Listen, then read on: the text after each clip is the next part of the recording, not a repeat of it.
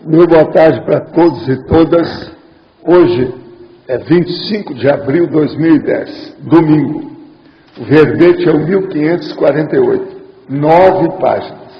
Ele tem 43 logias e tem 10 máximos. O tema é a priorismose grupal. A especialidade, a priorismologia. Definição. A priorismose grupal é a qualidade, condição ou estado cronicificado do apriorismo coletivo de determinada população, somente capaz de raciocinar a priori a partir de elementos prévios fixados sem exame, análise ou verificação, independente da facticidade ou da parafacticidade. A xenofobia grupal. A filiação exigindo o autoenquadramento ao holopensene grupal enrijecido. A invalidação dos retopensenes a priorísticos. A prioropatia grupal.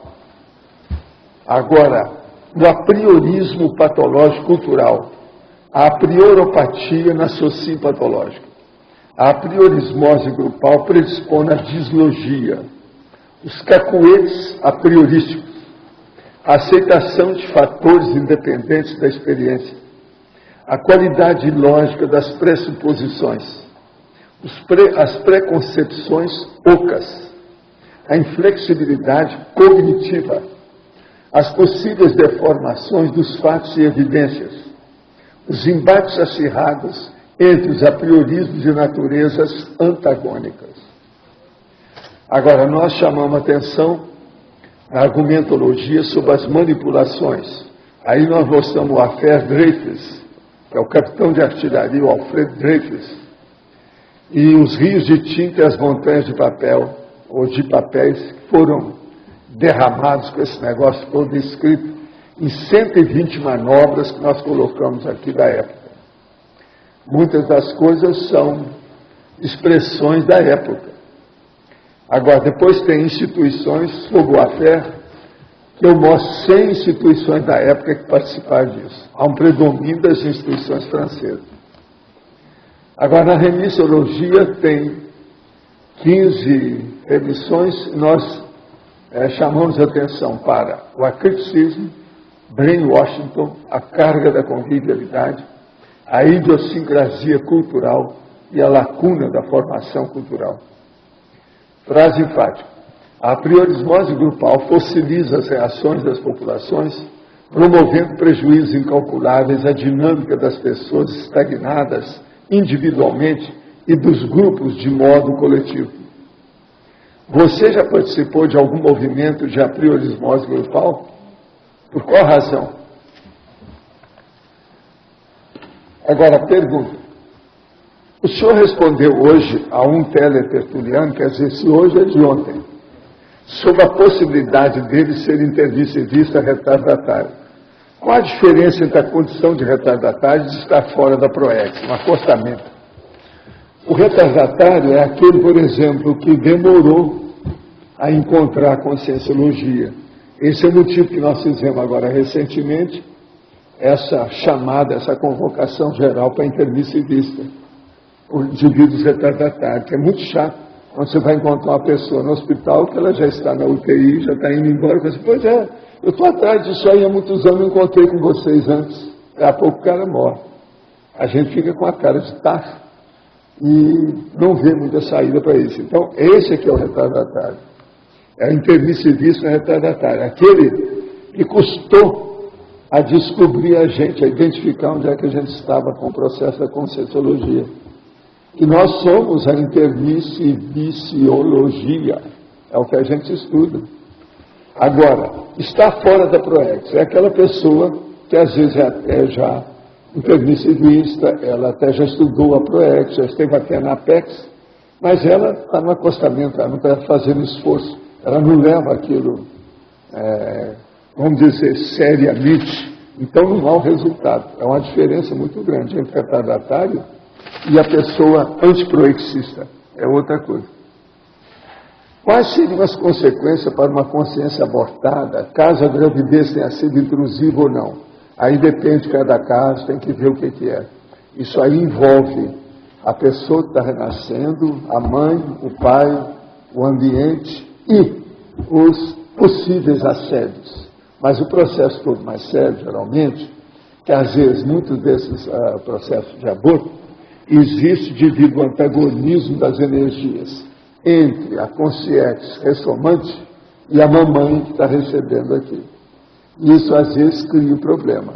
Agora, às vezes é preferível haver o aborto do que instalar uma eclâmpsia, que pode alterar totalmente a mãe. Agora, quando há o processo do aborto, ainda tem uma chance, né, de renascer depois. A mãe ainda está mais ou menos rígida, sadia. Aí se der uma eclâmpsia, o negócio vai por água abaixo. Eu já vi isso tudo, vendo as condições pró e contra. Agora, aí sempre envolve, quase sempre, processo exercício também. Tem uma sinalética que traz presságio negativo, algo confirmado por várias vezes. O que posso fazer para evitar a concretização do momento negativo? Que muitas vezes resulta de conflitos constrangedores e tristes mesmo. Olha, o melhor é o seguinte, se você tem isso, e se essas coisas são tão assim óbvias, e você já tem certeza, é um parapsiquismo que vai avançado. Então, você deve entrar em contato com o amparador. O amparador vai dar instrução para você, em cima do lance, na hora que precisa, para ver qual atitude a tomar em certas coisas. Às vezes, a gente, sabendo disso, pode abortar certos problemas maléficos. Isso pode ajudar muitas pessoas. Quais são os principais atributos da cosmoética? Olha, a cosmoética, ela aumenta os mega acertos da pessoa. Então, aumenta a equilibriologia, a harmoniologia e a logicidade. Ou seja, a pessoa fica mais racional, de um ponto de vista teático. Ela vai ver na vida como é que a racionalidade pode ajudar na assistência aos outros. Então, com isso, ela aumenta a cosvisão, a cosvisiologia. Há um embasamento, então, ou vamos dizer assim, uma arrumação de equilíbrio para a cosmoconsciência da pessoa. Sem cosmoética, não há cosmoconsciência. Qual a sua opinião sobre os tratamentos através da homeopatia? Faz uma semana perguntaram isso aqui, né? Olha, a homeopatia, entre mais de 100 técnicas de, vamos dizer, terapias alternativas, ela é uma das que funciona, mas ela não serve para todo o caso.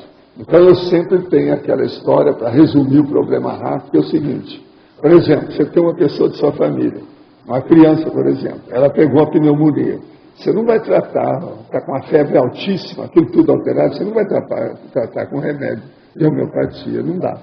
Remédio de homeopatia é uma coisa mais simples. Outra coisa, você não pode tratar uma pessoa que é muito intoxicada por cigarro e por outros tipos de tóxico com homeopatia. A homeopatia não funciona.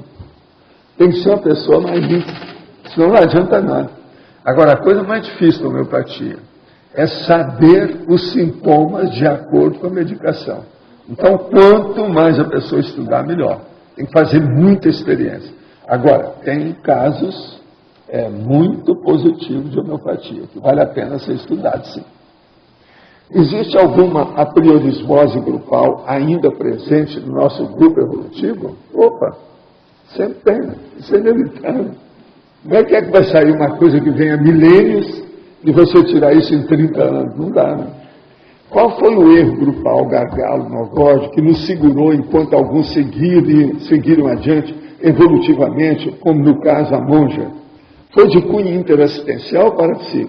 Não, foi de cunho emocional. A maioria rodou de vida à arte.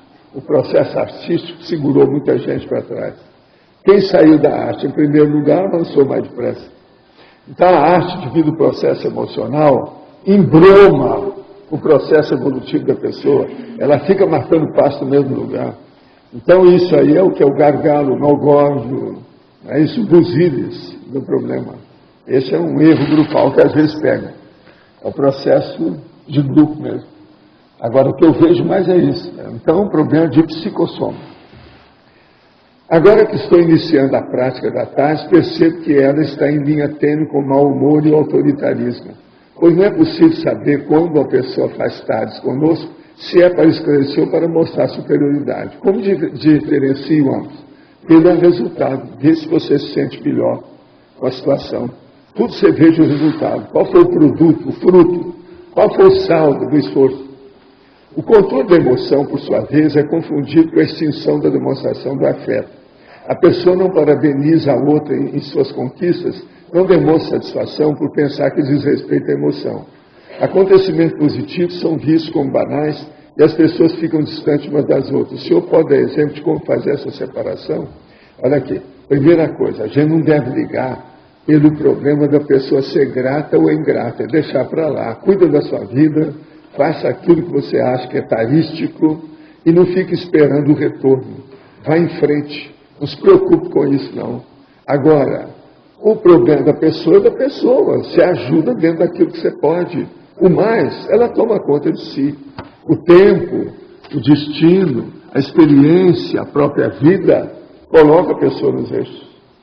Agora, gente, eu queria dizer para vocês que depois de 24 anos, eu já trabalho com isso há mais tempo, mas faz 24 anos eu escrevi contra o processo de Santo Daime. Tá?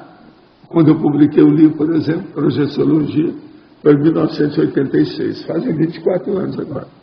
Mas eu já combatia isso porque eu tratei de gente que estava pirada com o Santo Daime. Agora, por incrível que pareça, eu estou vendo a primeira reação disso. Foi preciso, como no Brasil tudo é assim. Enquanto não mata 2, 3 pessoas no acidente, lá dentro de um cruzamento, eles não põem o semáforo, quer dizer, o sinal de trânsito. Só põe o semáforo depois que matou algum. Então agora, estão começando a pôr o semáforo na questão do Santo Daime. Começou a matar gente, né? O cara chegou lá e matou 2. Mas já teve mais coisa disso, mas tudo calado, porque eles não falam de ser religião. Religião é aquilo que está acontecendo com o Papa. É a mesma coisa da pedofilia, eles escondem tudo. Agora, projeto SUS da resolução que permite o uso religioso da ayahuasca. Projeto de Decreto Legislativo 249/2491/10, deputado Paz de Lira, PPC, São Paulo, e susta Resolução 1/10 do Conselho Nacional de Política sobre Drogas, CONAD, que permitiu o uso do chá do Santo Daime ou a ayahuasca para fins religiosos. Vamos ver se pega esse projeto, se a coisa caminha. Se alguém quiser ler, eu tenho aqui já um dossiê sobre o assunto. Vale a pena ver isso. Agora, eu bato palma para esses caras. Muito bom. Até que enfim. Até que enfim. Entendeu? Seu máximo. Mas eu já vi tanta coisa assim, né? Eu tenho que ir com calma. Agora, gente, hoje eu queria falar para vocês, está aqui a prova da estatística, a ordem alfabética da turma, os resultados, e eu tenho também os dados aqui, estatísticos de tudo. Os números das questões, participante, equipe, etc. O resumo é o seguinte: 25 novos participantes, 30 reciclantes, 25 homens, 30 mulheres. Melhor aproveitamento quanto ao solicitado e ao realizado. O Flávio Buononato. Ele foi o primeiro o ano passado e foi o primeiro esse ano. Vamos dar uma palmada agora. Agora, acho que é mais do que natural, porque ele não é Buononato, quer dizer, não é bem nascido. Então, está tudo ok, está tudo certo. Agora, eu queria falar ainda, aproveitando e entrar na onda, que eu vi também o verbete que ele redigiu. Binômio, ideia, intenção. Está o máximo. Ele tem 100 itens, muito bem estudado, tudo certo. Eu examinei na minha revisão, tem 16 bobaginhas, tudo pequenininho. Você quer que eu fale essas coisas? Quer que eu veja já? Você saber? Aqui, ó. O holopensene, dentro da pensenologia, não se referiu ao holopensene. Enumerologia, da fatologia, faltou italicizar. Só bobaginha, vocês vão ver. Crescendologia, ficou fora de ordem, sabe? E geralmente tem ordem. Pensene, na pensenologia, faltou a colocação do pensene na pensenologia. O pensene estava em outro lugar. Você esqueceu que tinha pensênio e falou na fatologia sobre pensênio, entendeu? Tudo mal colocado, eu só recoloquei. Raciocinofilia. Eu, às vezes, coloco a palavra raciocinofilia em vez de ser só racionofilia. Depende. Então, eu coloquei para ficar melhor, porque o seu texto está muito bem feito. Agora, alguma, no lugar de uma, na culturologia.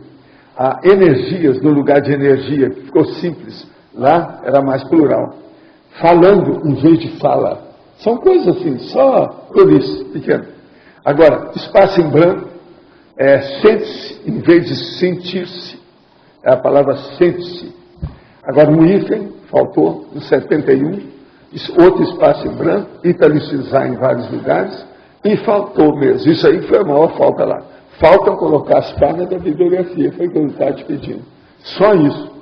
O trabalho dele está ao máximo. Muito bem feito. Vai fazer muita gente pensar, esse verbete dele. Está muito bom. Ideia, intenção. Ele praticamente secou o negócio. Agora são muitas páginas. Valeu a pena. De modo que está de acordo. Esse curso aí para ele que fez esse verbete, esse curso, é com o pé nas costas, isso é bobagem. Entende? Então, o que é bom é que eu examinei o negócio hoje, não estou sabendo de nada. Mas são as minhas coincidências de interatividade, de sincronicidade. Eu começo a descer, os negócios tudo acontece. Se alguém quiser ver o resultado da prova, da imagística, está aqui. Vale a pena ver. Muito material aí para a pessoa estudar. Agora, eu já vi a metade já dos 20.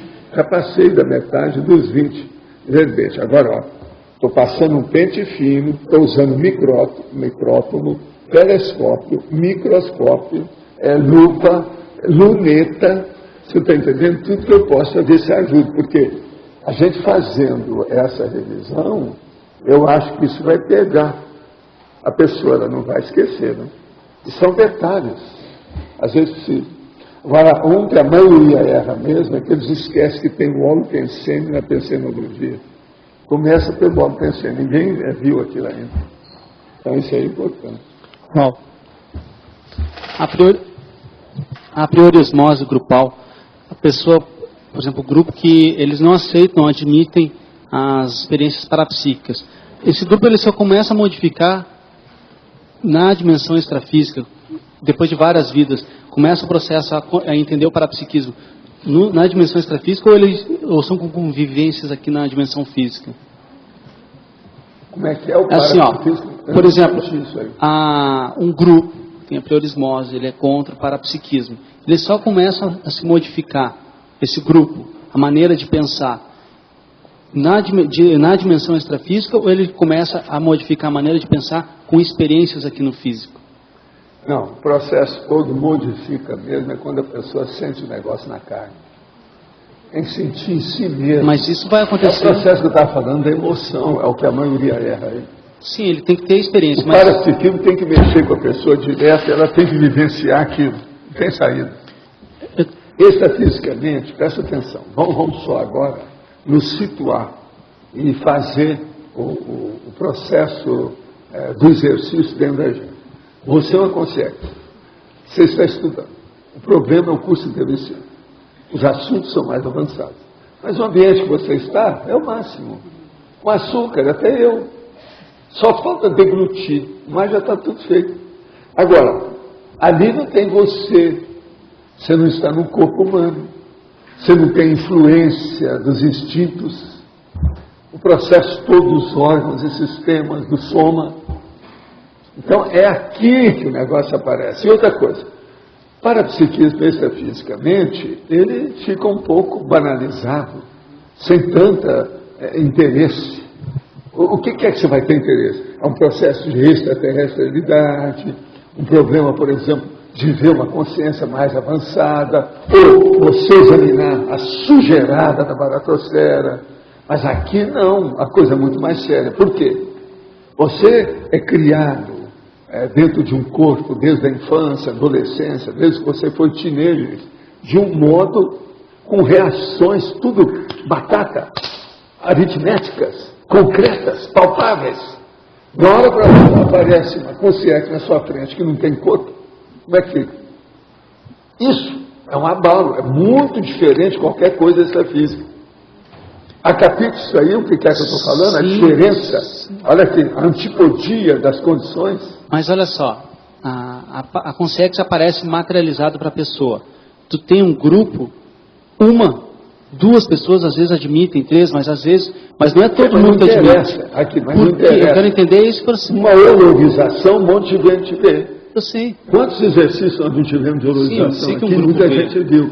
Pois é. Outra coisa, às vezes tinha 10 pessoas que sentiram tudo. Eu estou te perguntando por causa dos próprios experimentos que você já fez e você trabalhou com pessoas bem céticas, né?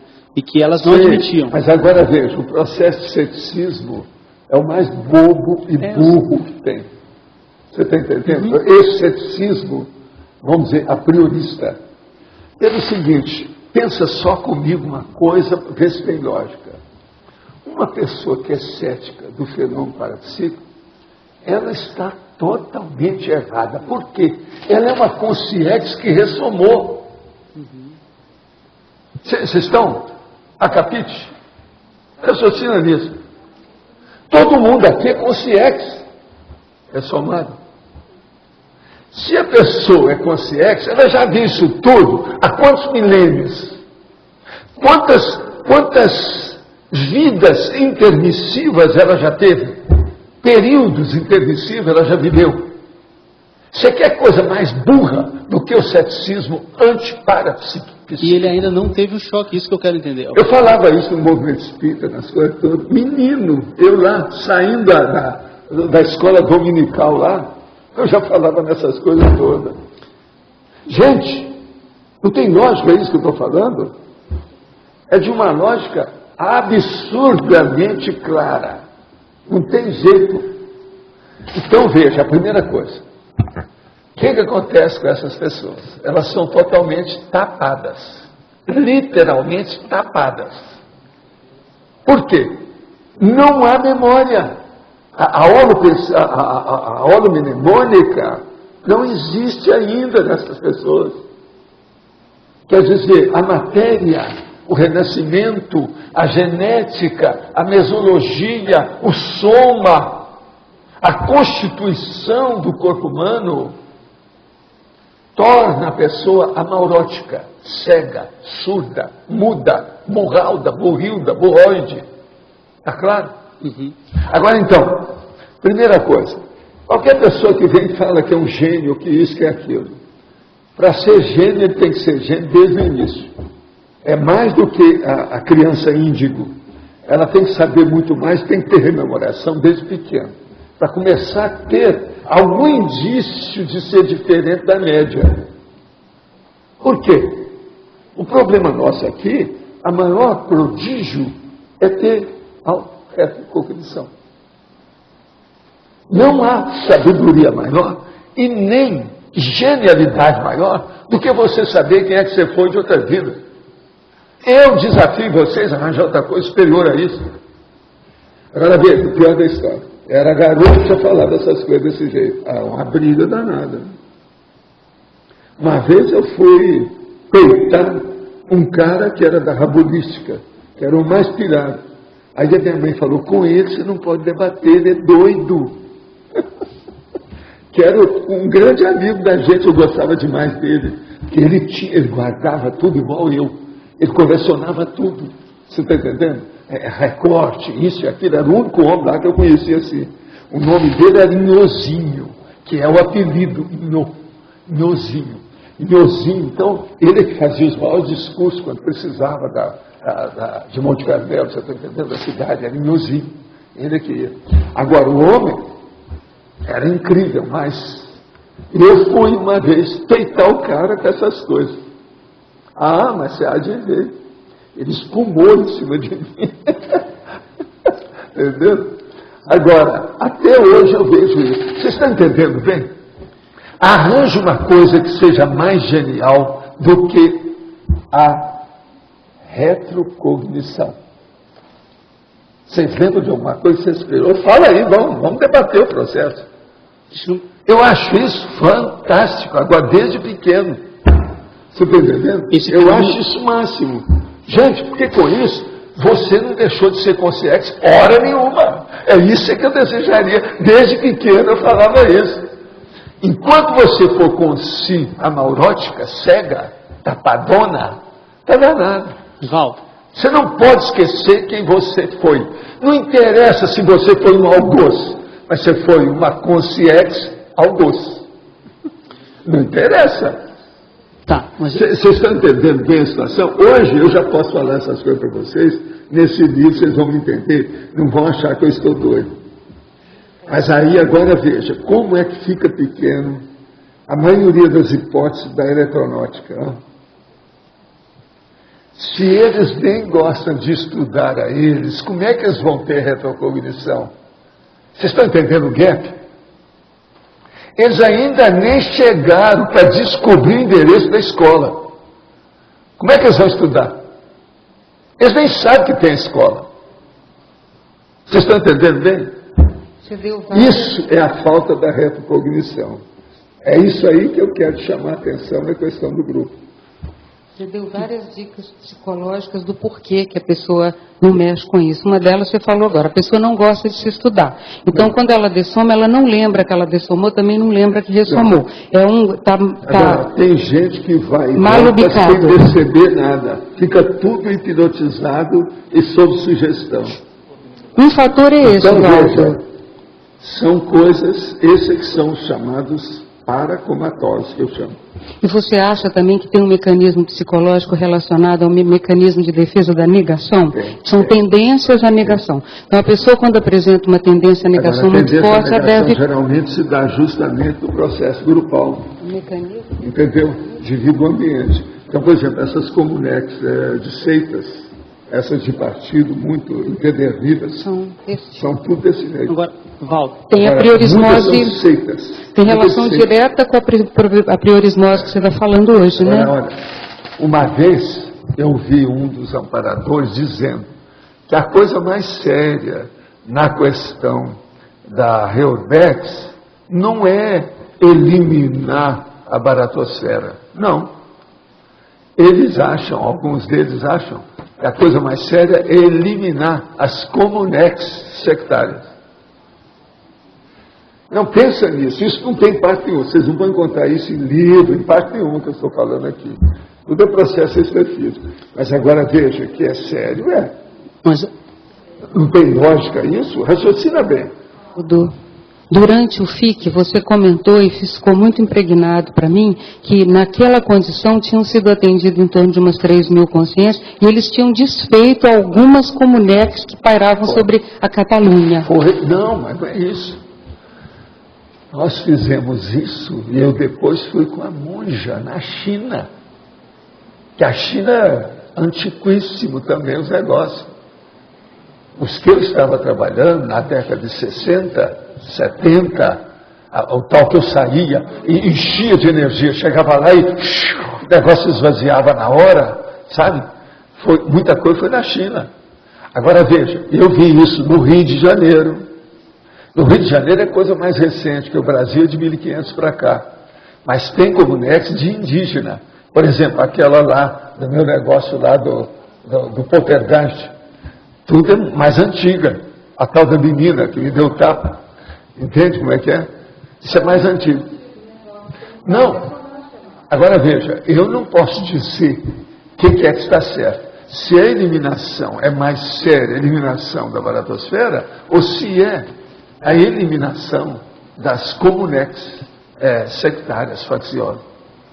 Por quê? Essas, eles já têm a malemolência de dirigir outros. É como se fosse uns mega-diabos que dirigem os diabinhos. Lá no outro não, todo mundo é diabo de qualquer maneira. Mas o processo da liderança é menor. Agora, nesse outro aqui não, já há uma liderança capciosa, mal intencionada, arraigada, milenar. Valdo, faz muito sentido esse exemplo nosográfico em contrapartida do paradoxo das centrais extrafísicas. Do mesmo jeito que elas irradiam ideias e sentimentos, esses irradiam. As centrais para ajudar acabar com a isso. Reurbex. Então tem muito sentido Eles aumentaram por causa disso. ter uma matriz extrafísica nosográfica de radiação para cá. Agora, foi devido isso quando alguns desses serenões viram o alcance do processo da Reodex, foram esses que renunciaram a não ser ainda consciex livre. Essa é uma das razões que eu descobri lá, a minha suposição é essa. Qual? A hora que ele viu uma opção de gente, então, por exemplo, deve ter gente com pena do Arlindar que ficou para trás. Estão querendo ver se tira o cara da lama. O problema todo é esse. Só uma coisa, é que você tem, isso é teu, desde pequeno, e então várias vezes. Você vai tentando, vai debatendo, chegando nas pessoas para mostrar sempre, isso é a questão do parapsiquismo. Isso já vem há milênios teu. Tudo bem. Quando é que, em termos de terapêutica, quando é que funcionou mais? Você viu? Porque você faz isso tanto fora do corpo, como você conta aquele caso que você desmaterializava membros para mostrar para a pessoa que ela tinha dessomado, quanto você faz isso no físico.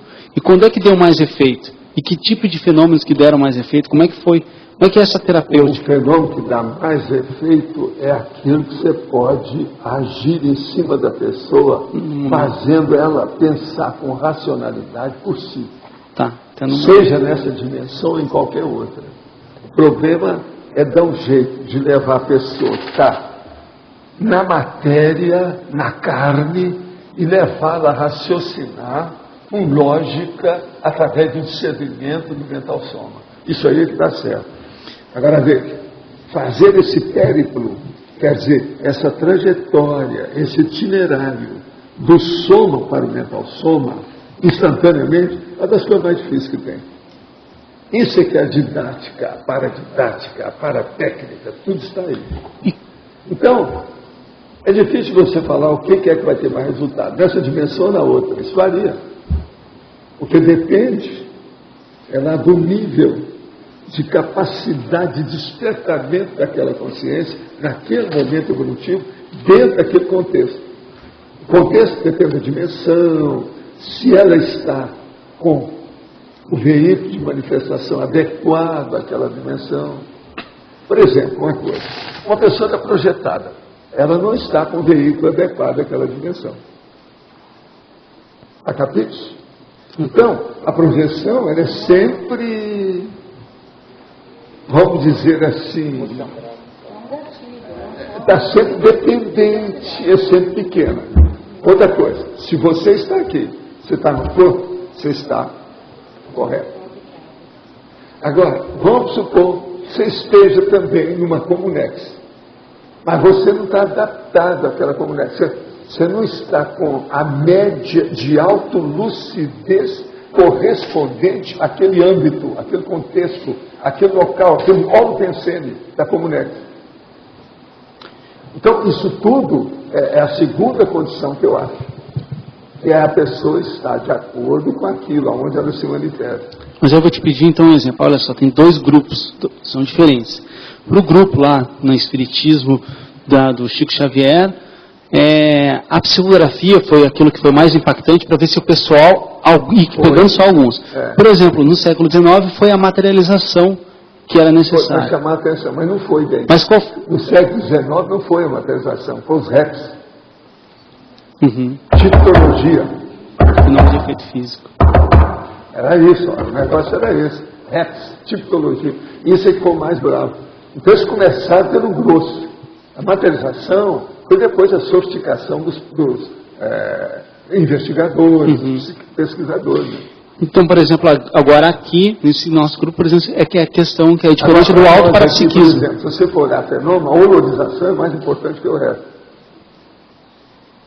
O que já aconteceu conosco aqui algumas vezes. Quantas vezes foi? Umas 15. Umas 15 vezes aconteceu conosco no início. Porque o enumerador falou, nós temos que trabalhar com isso aqui para melhorar o ambiente.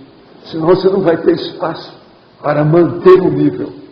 Vai te dar muito trabalho. Senão eu estaria fazendo desassédio até hoje, você parar, você não para, não dá para pensar. Hoje não é assim. Vocês não estão vendo eu fazer como era todo dia, fazer desassédio em todo mundo que aparecia. O negócio aqui era bravo. Agora é que a gente estava desterroando. tirando os torrões, a pedra que deslizou na estrada, aquele negócio que deu tudo em cima da gente. Hoje já não tem mais nada. O terreno está aplainado. Estão começando as construções. Aí é que tem a Vila Consciência, está aparecendo depois disso. O processo da holoteca. A holoteca é o último plano, projeto que nós ainda não fixamos, daquele de 95 que eu trouxe para cá. Ainda não está no ponto. O resto tudo já está mais ou menos engatilhado. Entende? Então, o problema, você entendeu. Primeiro lugar, é o mental soma devido ao discernimento. Segundo, é a pessoa estar se manifestando numa condição adequada à dimensão que ela se acha. Isso aqui é importante. Essas duas coisas eu considero, relevante. Aldo, qual que é a análise agora, depois desse prazo que você faz do caso Dreyfus? Por que ele aconteceu? Tem relação com a Reurbex? O que é que você viu mais? Ele serviu de uma maneira muito positiva para melhorar, para ver se fazia algum ressarcimento da Revolução Francesa. Porque a Revolução Francesa é jogar tudo no buraco devido aos assediadores. Então o caso Dreyfus, ele veio para ver se retemperava alguma coisa, para ressarcir aquilo, você está entendendo? Da égalité, da fraternité, principalmente o caso da fraternité, que foi julgada com espaço totalmente. Serviu de exemplo. Agora veja, ele então serviu, até um certo ponto, de cobaia e positiva. Por isso que ele é positivo, por isso que ele aparece aí cheio de energia, essa coisa toda. Agora, ele teve gente boa, você sabe. Aqueles caras com ele... Piquar, esse povo que você está vendo? O outro... Zola. Esse povo... O próprio irmão dele. Gente, isso aí não é qualquer personalidade. É gente de alto gabarito moral, intelectual, seríssimo, outra coisa. Testosterona. Total, O que é que eu já falei aqui? Ela mesmo está lembrando aquilo que eu falei aqui. O que o Brasil precisa hoje é de um novo Zola. Com a testosterona daquele nível. Intelectual que eu acuso isso, acuso fulano, acuso o outro. Isso é que está precisando. Agora, fica aqui essas pessoas todas tíbias, moles, da platitude, vamos dizer, totalmente sectária e religiosa. A gente não pode julgar os outros. Vou te contar. Se substituir essa mellifluidade pelo Zola. Tem que julgar sim, sem julgamento, onde é que nós vamos? Que besteirada é essa? Você está entendendo? Que vem falar em J. Cristo, todas essas coisas, o que é isso? E ele sabia que ele ia ser julgado e tudo, e mesmo assim ele bancou o processo. Você veja, o negócio até hoje, o Dreyfus ainda tem repercussão. Tem internacional. Tem o processo de ressonância. Há ecos do processo, porque aquilo marcou a alma francesa. Expôs a sociedade francesa por um mundo inteiro. Totalmente. Agora, veja, que o desvio estava grande demais. Para onde que não iria aquilo? E tudo eles querendo defender, antes de mais nada, a honra. Mas honra, é de ver que honra que vocês estão defendendo. Esse negócio de honra... É justamente o paradoxo, porque o processo do Dreyfus era a honra também. Então ele até fala que ele é o mais militar de todos. Que honra que exatamente, Tem a positiva e a negativa. A honra lá do Arlindário não é boa, porque é da Sicília. Aquela honra não é boa, tem que ser outra, tem que ser superior à da máquina. Ela vem junto com vendetta, Pois é, a vendetta. É que é a vingança. Agora outra coisa, Valdo, você comentou recentemente que eles estão desativando justamente algumas comunex religiosas e de políticos. Isso. Esse processo tem mais relação com também esses franceses, o caso Dreyfus, essa desativação, como é que está isso? Tem tudo, a relação primeira, grande mesmo, tudo aquilo que a gente começou a trabalhar em primeiro lugar, estava mexendo nas comunex adstritas à Europa. Se não tivesse eliminado essas comunex, não teria sido feito a União Europeia. Nunca esses países iam se juntar. E o caso Dreyfus foi o negócio todo é Espírito Santo de orelha coletivo. Entendi. A comunex extrafísica é Espírito Santo de orelha coletivo. É o comendador Ventura grupal. Você está entendendo como é que é?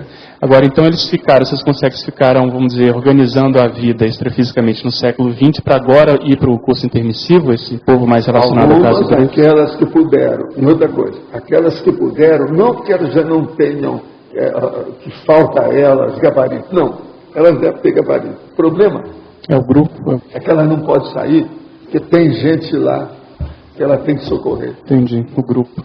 Então o processo é de grupo, a coisa mais chegada, a coisa mais séria. Nós assistimos aí o último Sessão Pipoca, que foi sobre Emílio Zola. Até que você indicou o filme, que foi muito bom. Agora eu vi tudo positivo. É lógico, ele tinha lá os defeitos, mas ele foi bem positivo na história. Agora aqui na página 70, quando eu vi o 116 aqui, eu não entendi bem o que você quis dizer, né? No 116. Um urinol infantil chamado Zola. Eles escangalharam tanto com o Zola que arranjaram um urinol de criança e colocaram o nome de Zola. Mas só para ser pejorativo contra o cara. É positivo, é o que pensaram. Não, mas agora tem que colocar, porque isso aí... Agora eu entendi. As mães que falavam, pega o Zola, meu filho, vai lá. É que eu não sabia disso aqui. Gente, eles acabaram com o Zola durante a temporada. Depois o Zola veio em cima de todo mundo. E saiu vitorioso de todo mundo. Agora, essa do urinol infantil, essa é terrível. Eu não podia deixar depois isso aqui. Você tem que lembrar que eu chamo isso tudo aqui de 120 manobras. Isso tudo é uma manobra técnica. Entendeu? E no 17 também, que é na página 6. Hoje não se usa mais urinol, mas você já viu, tem umas personalidades aí que era capaz de muita gente dar o nome, né? Mas isso urinol infantil chamado... No meu tempo usava esse termo. Agora, isso que deram o nome de Zola para o urinol é verídico isso. Agora, no Brasil não seria assim, não. No Brasil seria pinico da criança. Chamado... Não, mas esse nome urinol existia. A gente falava isso. Não, urinol é a palavra técnica para pinico.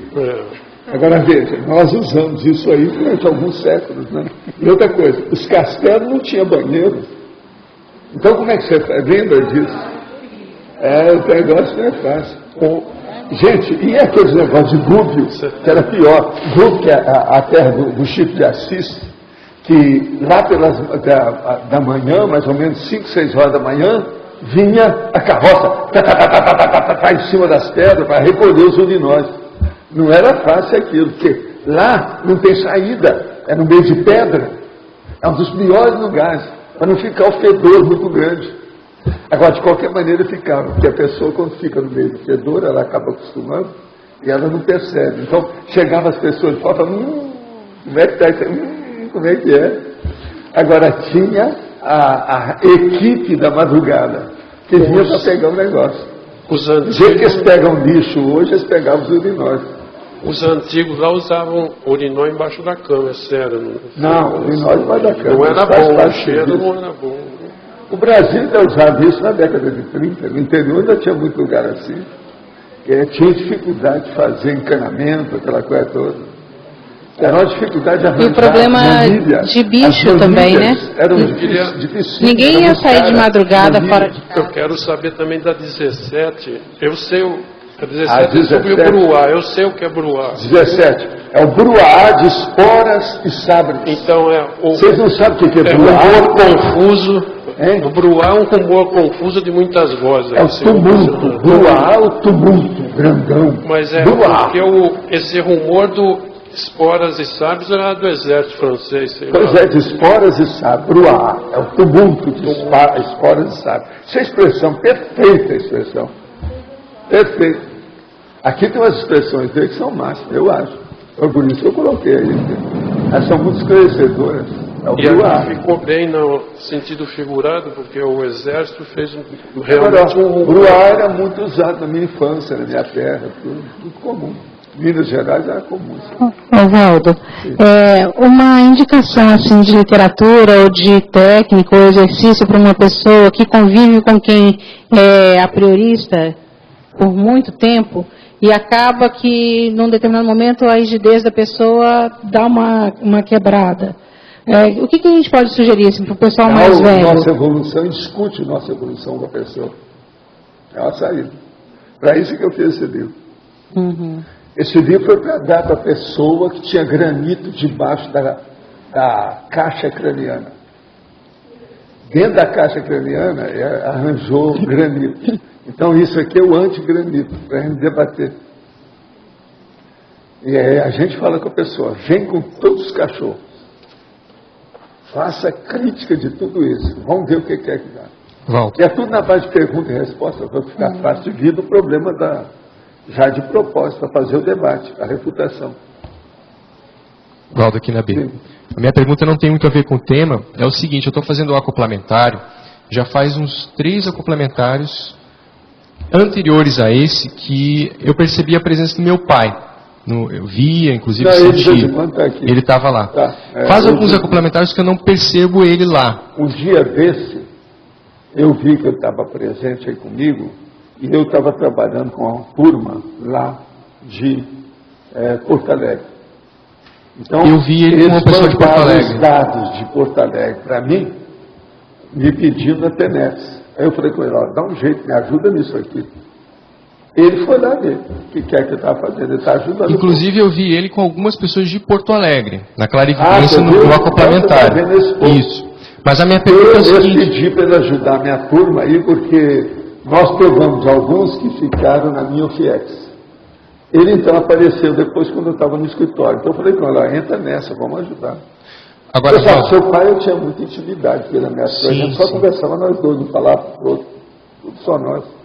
Eu tive uma projeção com ele que eu peguei assim pela telepatia, ele estava telepatizando para mim, ele estava com uma roupa diferente, tinha um cenário no fundo que era uma cidade tipo costeira, e ele estava muito feliz.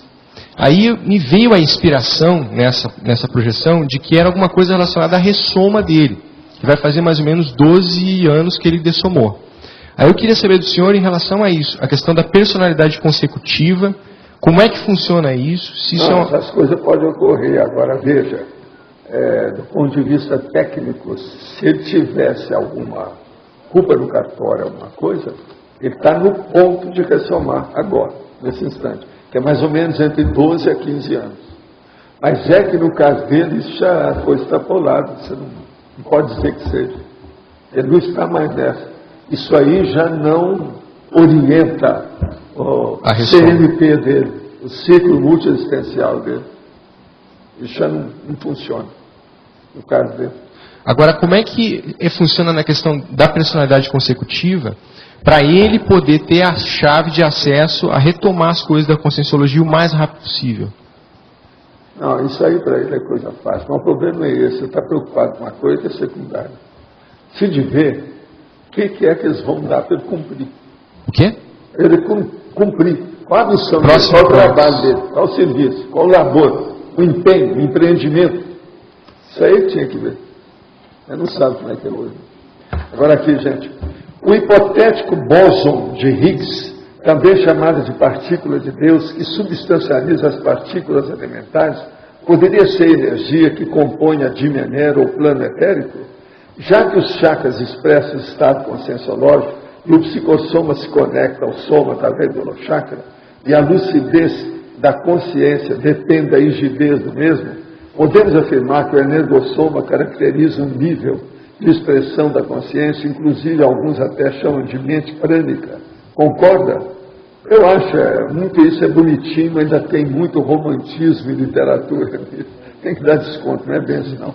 A teoria quântica da consciência, olhando pelo prisma da conscienciologia, poderia, grosso modo, corresponder à energossoma?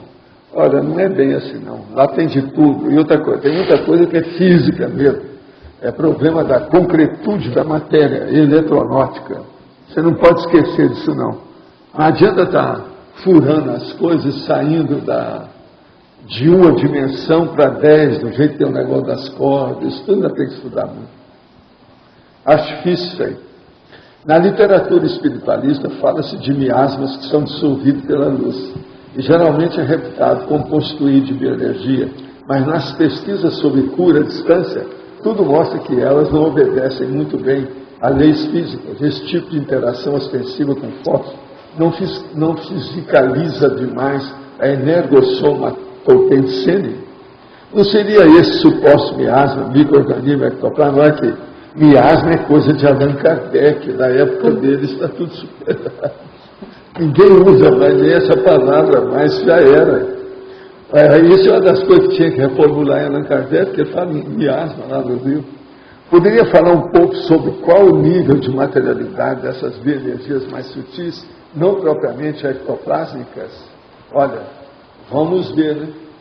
Sai do corpo e vê o que você faz. Ou dessoma, você também vai ver como é que é. Tem muita coisa para a gente estudar. Outra, seria correto chamar o ectoplasma de somatotensene, já que pode obedecer a comandos mentais? É uma questão semântica, mas tem muita coisa para a gente ver. Ectoplasmia não é fácil.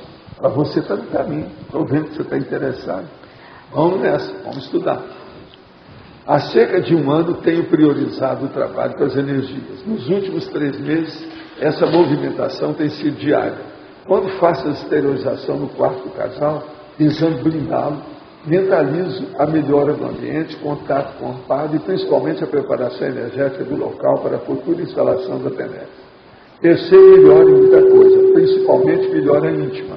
Mas nas últimas 3 semanas, mais ou menos, tem acontecido alguns contratempos que atribuo a interferências assediadoras, que, embora não sejam de grande monta, atrasam o andamento das tarefas diárias e provocam alterações de humor à minha volta e em mim mesmo, irritabilidade, pequeno surto depressivo.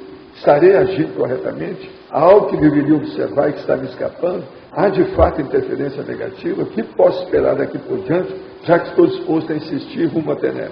A primeira coisa, devido você pensar em fazer a TENEC, é lógico que está havendo um recrudescimento do assédio. Irritabilidade e surto depressivo mostra que você está totalmente assediado conforme a hora. Isso é que você não deve deixar. Esquece o resto, só pensa nisso. Jamais fique irritado. E nunca entre em surto depressivo.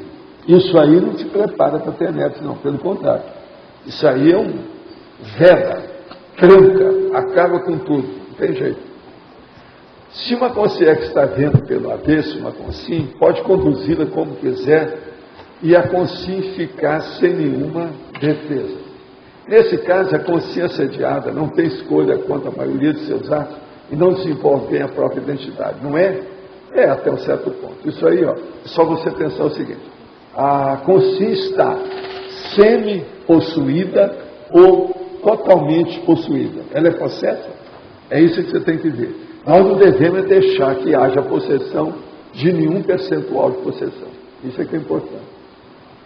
Em um mundo tecnologicamente desenvolvido, seria possível uma consciência, em decorrência do cargo, encarnar em um androide, em uma outra máquina com inteligência artificial? Não, isso é bobagem. Tira isso da sua cabeça que você está viajando na maionese. E a sua maionese não está bem. Não está bom. Gostaria de saber do senhor a respeito dos chamados magos negros do astral. Quem são? São esses que a gente chama de os mega assediadores. O que faz? São realmente perigosos e poderosos? O senhor poderia me orientar sobre o teste de intermissivista? Não achei no site. Onde posso encontrá-lo? Não achou? Fala tudo aí para nós, onde é que está. Anota aí, olha lá, ela vai falar. Não, no site da Tertúlia, está aqui logo no lado direito, tem vários retângulos. O primeiro, o intermissivista. Tem você é intermissivista? Você clica aqui que você vai entrar no teste. Não tem erro. Qual o principal papel do infiltrado na conscienciologia nesses grupos onde prevalece a prioropatia grupal? Simplesmente abandonar o grupo sem esclarecer me parece uma atitude covarde. Imagino que muitos devem perder somado por assassinato em outras épocas ao ser descoberto. Não, às vezes a gente só entra em acidente e depois um coma, como aconteceu comigo, mas a gente acaba sobrevivendo. Como trabalhar com eficiência como infiltrado, mantendo o anonimato cosmoético e ao mesmo tempo esclarecedor?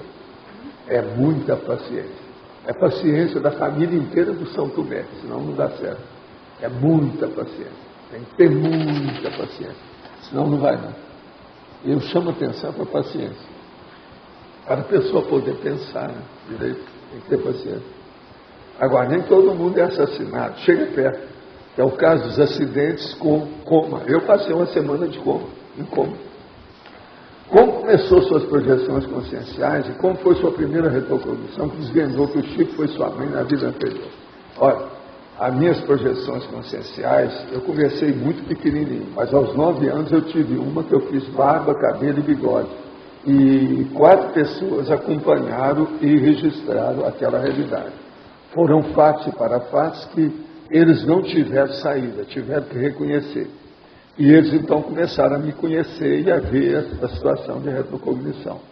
Agora, o problema do Chico, eu tive quando eu comecei a receber as mensagens psicografadas. Eu tinha 13 anos. A primeira mensagem que eu recebi, oficialmente assim, como sendo psicografada, foi um soneto alexandrino que a pessoa lá, o comunicante, não deu nome.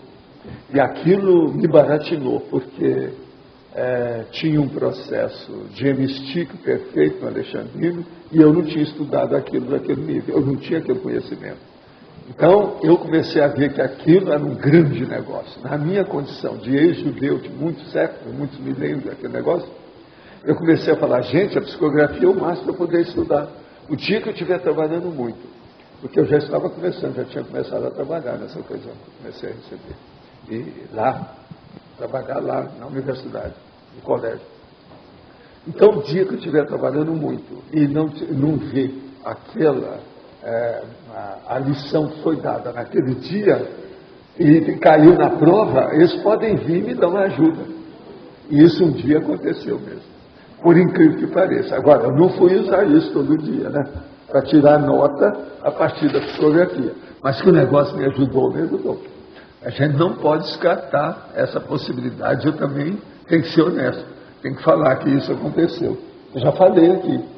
Teve um dia depois, tinha passado vários anos, quando o negócio lá aconteceu, eu estava trabalhando demais na administração e tive que falhar algumas aulas e foi justamente uma dessas que caiu. Aí eu falei assim, não, me deu uma inspiração, que eu sei até aqui, e dali eu sei de lá, mas esse trecho aqui eu não sei nada.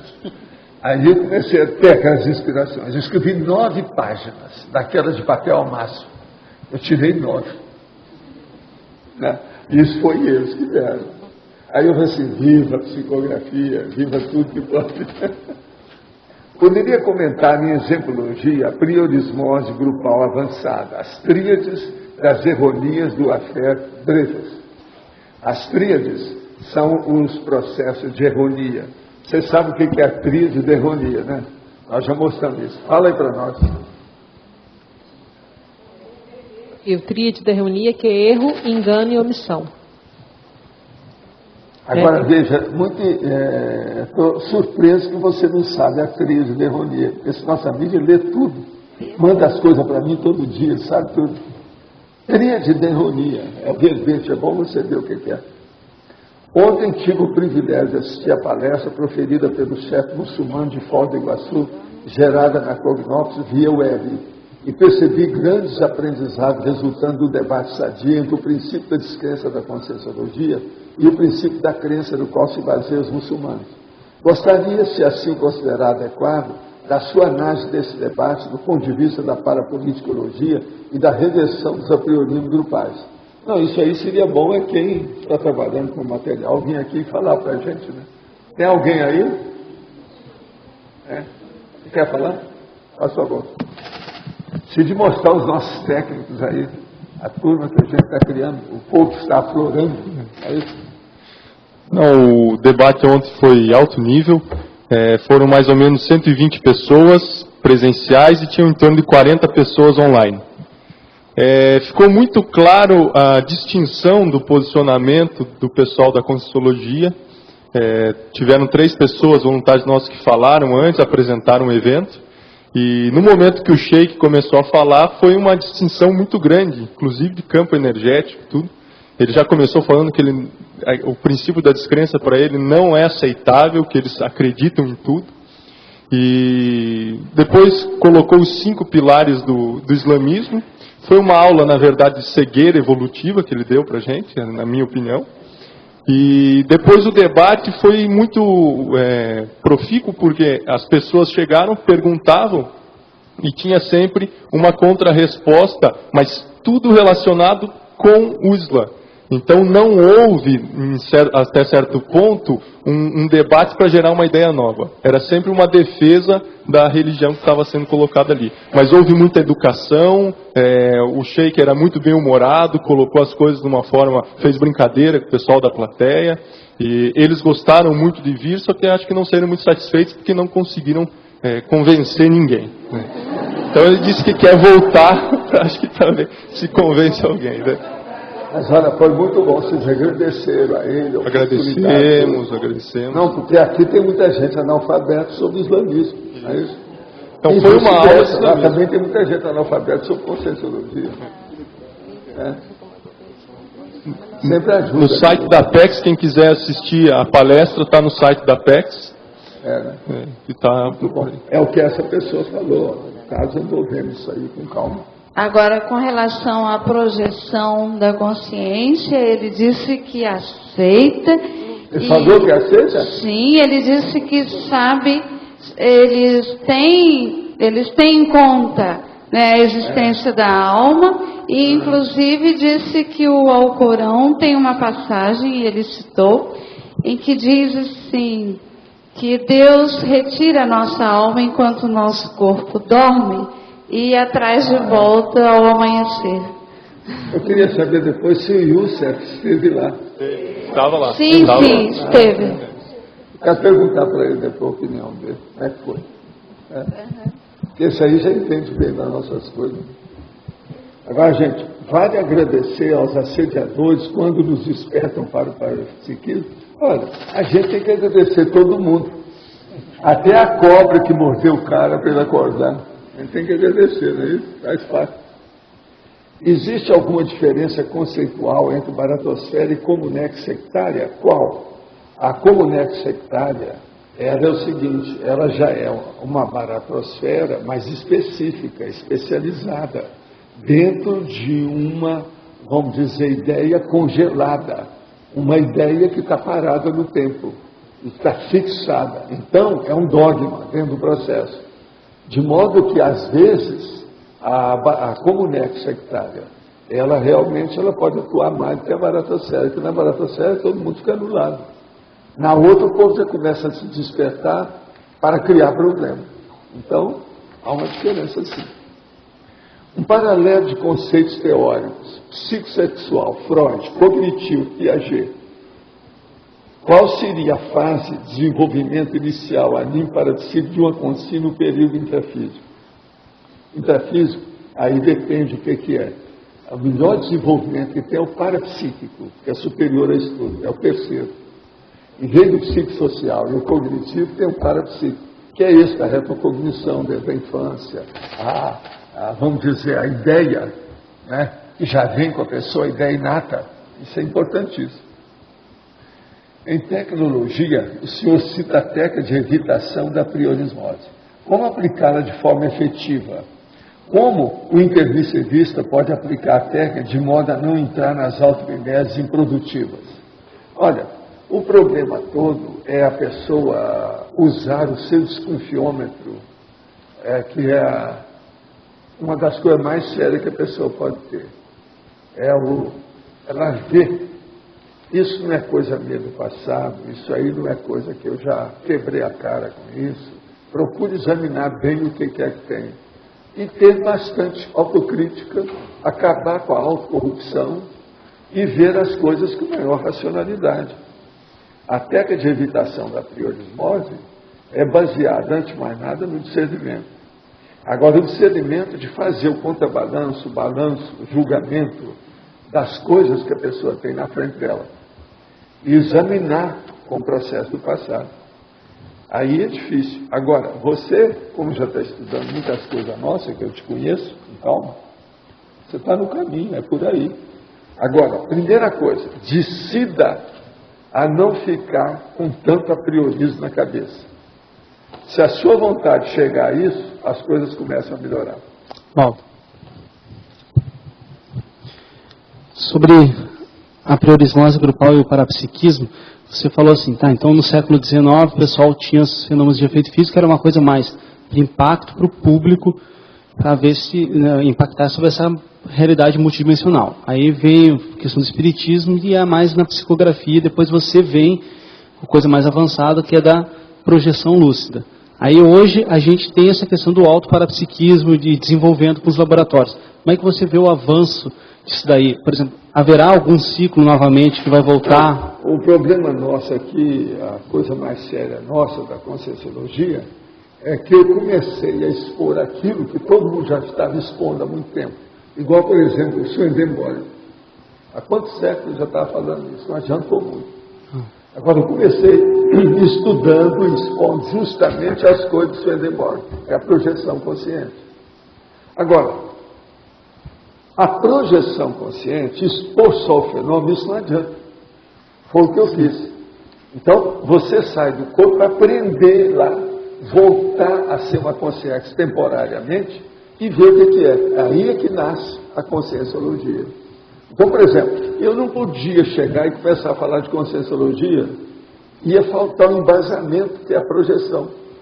Então, com a projeção, a gente mostra o que a pessoa faz fisicamente, ela voltar no passado dela, na intermissão, ela vê o que é o curso intermissivo, a priorismose, as vidas anteriores dela, os retrosoma, retrovidas dela, e ela volta para cá.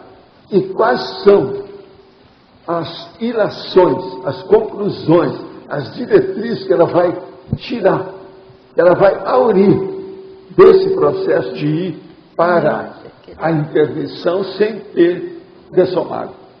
Então, a projeção ela é importantíssima para predispor todo esse corpus de conhecimento da Conscienciologia. Você entendeu?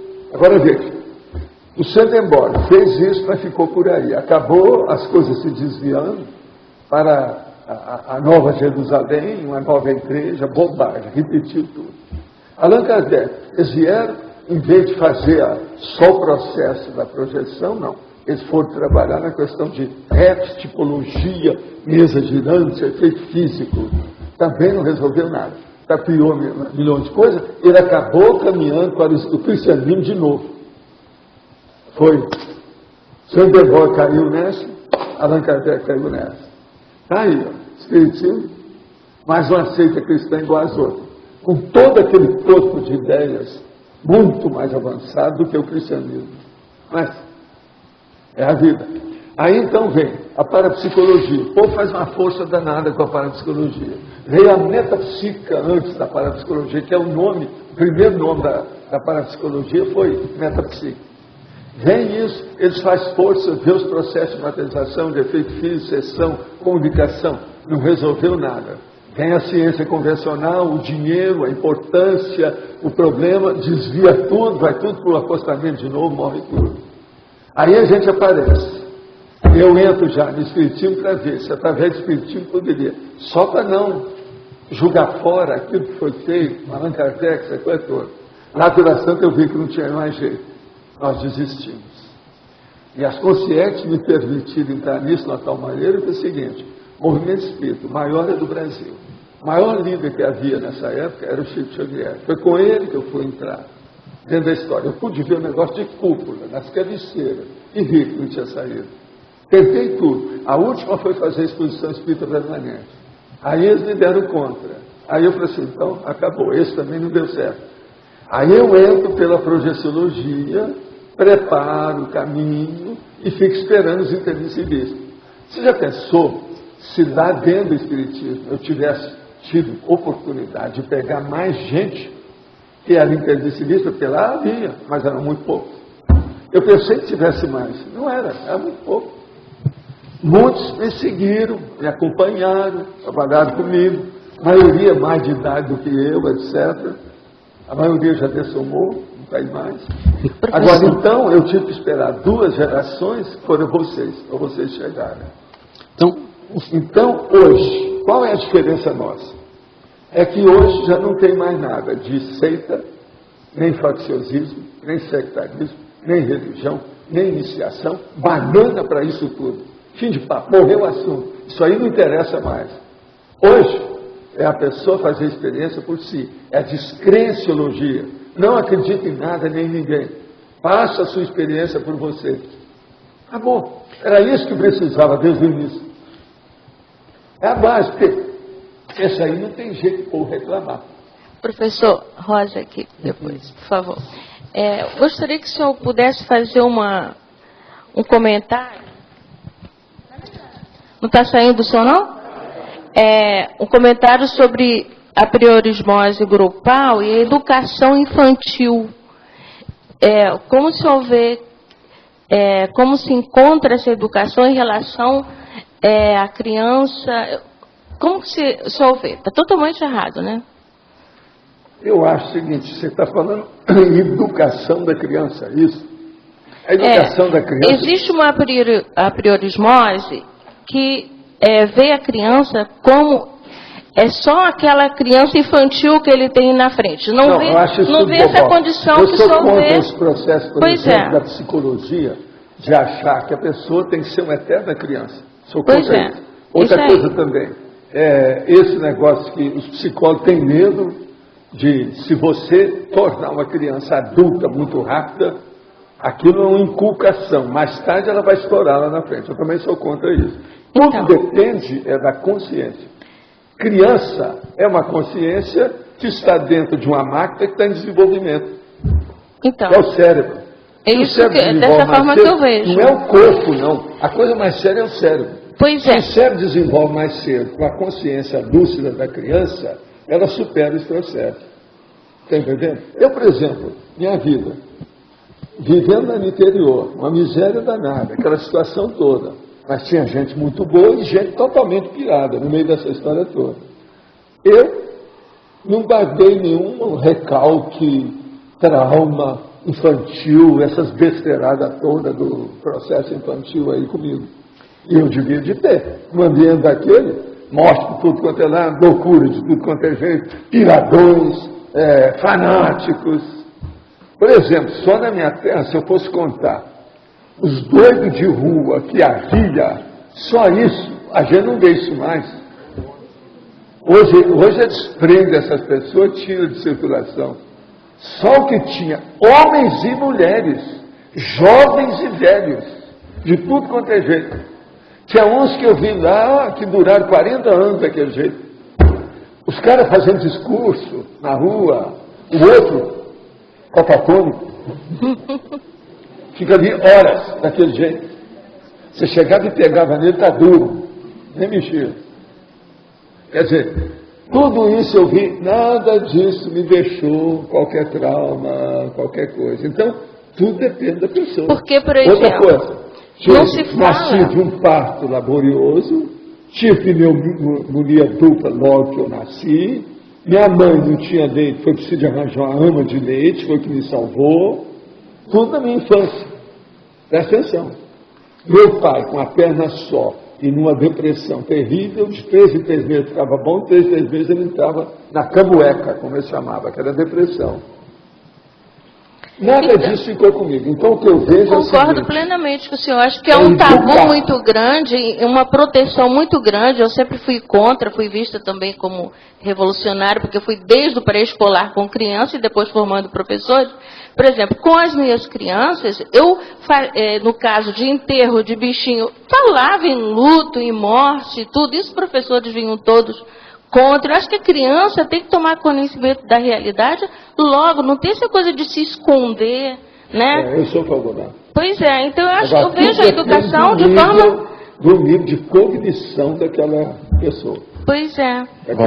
Agora, quando o senhor fala também que a criança deveria ser despertada o jangue e a criança traz desde cedo, agora, isso também... Existe o porão consciencial que, de uma certa forma, não é didático para não despertar esses gênios do mal, por exemplo. Numa favela, uma criança está acostumada com aquela realidade ali, a pegar o revólver, isso e aquilo. Se ela despertar muito cedo do seu potencial interno, desse porão, isso aí não pode ser prejudicial para ela? Tudo é, né? O ambiente é terrível. Não tem que dar um jeito. Agora tem que acabar com essa dela. Tem que minimizar isso aí, dar um jeito. Eu trabalhei em favela como médico, levava comida, remédio, assistência. Trabalhei em favela no Rio durante a temporada. Depois eu deixei. Porque as favelas começaram a ficar mais sofisticada do que os apartamentos da gente na zona sul do Rio. Aquele verbete do senhor sobre a nulidade da infância, ele é muito importante, ele é muito didático. Se as pessoas entenderem aquele contexto ali, né? O processo é esse. Pois é, todos os professores deveriam ler aquele. Agora, eu acho que criança é o seguinte, lá pelos 5, 7 anos, você viu como é que ela está mais ou menos ajustada, tem que ensinar para ela economia e estado vibracional, mais depressa possível, que é a dominar a energia. Ela não se submeter aos outros. O estudo da energia, muito importante. Eu estudo revivalismo, né? Você sabe que já faz um bom tempo que eu estudo esse tema, as ondas históricas, escrevo sobre a espiral evolutiva e tudo mais. E eu noto que há, mesmo dentro do nosso pessoal, uma tendência a um saudosismo sobre os fenômenos de efeitos físicos. Ah, sim. Esse saudosismo. Eu gostaria que você falasse, porque parece assim que estamos esperando o tempo voltar, para a gente voltar a ter as mesas girantes, as materializações, etc. Então, no entanto, a cada momento você aborda aqui, em diversos verbetes eu já observei, hoje você falou, a maior genialidade da consciência é ela lembrar de quem ela foi, quer dizer, a autoidentidade. Você escreveu uma ciência inteira sobre a projeção consciente. Vai lá e tira a teima. Então, nada dessas hipóteses levam a um revivalismo dos efeitos físicos. Eu estou errada nessa visão? Não. Os efeitos físicos eles podem um dia chegar a ficar tudo mais normais e naturais, mas ninguém vai dar tanto valor para isso como tem dado. Isso é natural, faz parte do seu cotidiano. É igual meu caso, eu não dou valor para isso. Eu noto. Se eu der, você está perdido. Eu noto. Está só cuidando disso o tempo todo. Já pensou, eu com minhas energias, queria ver isso tudo. Aquele negócio da água descendo na torneira, que é uma das coisas mais bravas que tem, mais óbvias. Ela está descendo, ela vai descer do lado esquerdo, que eu quero. Ela vem para cá e vai para lá. Mas isso é o domínio da vontade, então, eu ia né, mexer com isso aí é bobagem. Agora, isso aí eu noto você repetir muito essa questão, que nós vamos caminhar para um tipo de fenômeno avançado. Fenômenos acaba colocando o fenômeno no lugar, ou seja, no seu devido lugar. Plano secundário. Plano secundário. Passei quase toda a minha vida física seguindo a religião evangélica, mas rompi terminantemente com essa e com todo tipo de religião. Hoje estudo a conscienciologia. Tenho curiosidade em saber se quando dessomar eu vou ficar numa colônia conscienciológica ou vou ficar com a turma da religião. E quando eu renascer novamente, será que ainda vou ser atraída pelo processo religioso? Não. A primeira coisa, todo mundo que mexeu com essas facções, eles têm ali uma perseguição dos assediadores intrafísicos e extrafísicos. Às vezes vai 1 ano, 2, 5, 10 anos. Você ainda tem perseguição da turma dos evangélicos? Seja físico ou intrafísico, é isso que você tem que ter. Se você já não tem, você já não tem mais ligação com eles. Você, por exemplo, acabou com todos os bagulhos energéticos que dizia respeito a essa equipe, pega outra. O processo todo é esse. Quando a pessoa corta até os bagulhos energéticos, ela não tem mais esse contato. Ela vai começar a fazer uma assistência mais universalista. Ela vai sair do facciosismo, do sectarismo.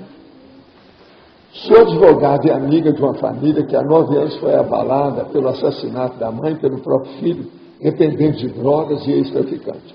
Ele foi condenado a 18 anos, cumpriu 9 e está prestes a sair. O caso é muito parecido com o do maníaco de Goiás quanto às avaliações psicológicas. Ele ameaçou o restante da família de morte quando saiu da prisão. Sabemos que ele é extremamente assediado. Tem até amanhã para dar subsídios e pedir à juíza que ele seja transferido para o manicômio judiciário, de onde provavelmente não poderá sair. Sei que a situação dele irá piorar no manicômio, mas a família estará segura. Pergunto se meu empenho para mantê-lo afastado da sociedade é correto do ponto de vista cosmoético. Terei repercussão negativa com o envolvimento do caso? Não. Você está fazendo o que você pode. Ajuda, vai lá, mostra a situação. Se a pessoa é assim, não tem jeito. Hoje em dia, olha bem lá a série de Law and Order, que é aquela série americana. Nos Estados Unidos, eles têm isso à conta de situação muito séria. E eles dão um jeito de isolar a pessoa. Agora, veja, igual a esse aí, existem os pedófilos.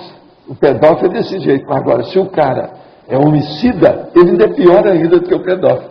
E se ele já falou em matar os outros, cuidado. Já houve vários casos no Brasil desse jeito, inclusive daquele outro, há muitos anos, daquele ladrão célebre, que saiu no outro dia, estava lá atrás do outro para roubar e acabou sendo morto.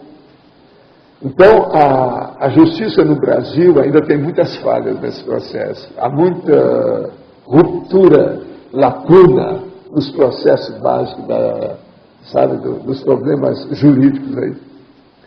Poderia aprofundar como foi a assistência na comunidade patológica da China que foi reorganizada? Não. O problema lá era o seguinte: na década de 60, 70, a gente saía do corpo, vinha um aparador com muita força, assim, tipo Hércules, e jogava mais energia na gente. Então você ficava obeso, inchado de energia. E aí você ia como se fosse um sol, cheio daquela energia que deram para você. Chegava naquele ambiente, você começava a esterilizar. Aí o ambiente chupava a energia toda. E você saía de lá murcho e voltava. Agora, era a gente, outras pessoas, outras consciências fora do corpo, conscientes, amparadores, tudo isso. Eu vi amparador muito forte, que ficava igual a gente. Primeiro, ele ficava inflado de energia. Chegava lá, na mesma hora, ele exauria. Sumia tudo. Agora, o que se passa? Com o passar do tempo, eu fui vendo que os ambientes extrafísicos foram melhorando cada vez mais. Os mesmos lugares que a gente ia, todos eles melhoraram. Foi assim que eu comecei a entender a Reurbex com mais detalhes. O senhor poderia indicar a bibliografia onde se discute o processo da Reurbex em mais detalhes? Sim, Homo sapiens reurbanizado. Olha lá que tem tudo. É um livrinho que tem aí. Ele tem 1584 páginas. O que seria a cristolatria? Cristolatria é idolatria total ao J. Cristo.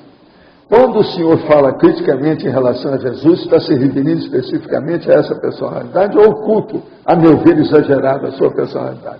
Eu estou referindo a tudo, a ele, ao culto, as besteiradas todas de cristianismo que ainda tem até hoje, as seitas, ao próprio espiritismo, que hoje também é uma seita cristã, esse negócio todo. Tem que deixar isso para lá.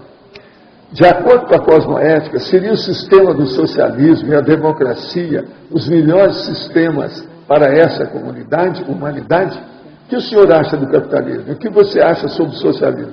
Olha, o melhor mesmo é a democracia pura. Qualquer coisa, vamos estudar, que a turma aqui já começou a estudar a democracia pura. Socialismo é bom até um certo ponto, mas não resolve. Capitalismo já era. Isso aí é besteirada, é muita exploração. Capitalismo é um processo judaico, é do pan-judaísmo. Eles é que criaram isso. Foi eles que criaram o cheque sem nome, quer dizer, não nominativo ao portador. Isso tudo é processo de capitalismo. Todo esse processo de capitalismo é coisa de judeu. É gente que é doida com dinheiro. Se parar com isso, vamos parar com isso. Hoje já tem muitos judeus que já estão combatendo o capitalismo. Assisti a entrevista que deu à Rede Globo, onde comentou que Chico Xavier queria ficar na Inglaterra, e o senhor deu conta e disse que a missão dele era aqui no Brasil. Nessa mesma reportagem foi comentado que Emmanuel disse a Chico que sua vida tinha sido desapropriada pela espiritualidade. Poderíamos afirmar que esse é um caso de Klaus das Petras da Proex e que nesse caso o livre-arbítrio e a força de vontade dele não poderia mudar em nada a situação? Poderia emitir essa opinião a respeito? Não. Há cláusulas pétreas na programação da pessoa, mas que a pessoa pode mudar a qualquer hora, pode, isso não quer dizer nada. Não há cláusula pétrea tão pétrea, tão empedrada, que seja superior à vontade da pessoa. Não existe isso, deixa de bobagem.